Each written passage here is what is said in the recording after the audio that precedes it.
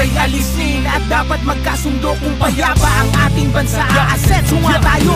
Ang kahirapan sa bansa ay lumulubha pa. Kailangang harapin ang marami nating problema. Maraming nagugutom sa Maynila at probinsya, at maraming trabahante di sapat ang kinikita. Pamilyang hindi sapat ang pagkain sa mesa.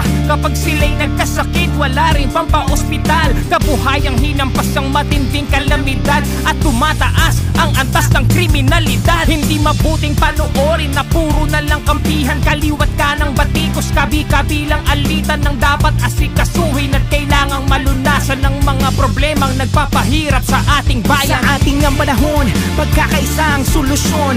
Magtulungan tayo, ito ang kailangan ngayon. Dapat nagkakaisa para payapa ang bansa. Pagkakaisa ang kailangan, di pamumulitika. Taong bayan ay unahin at dapat magkaisa.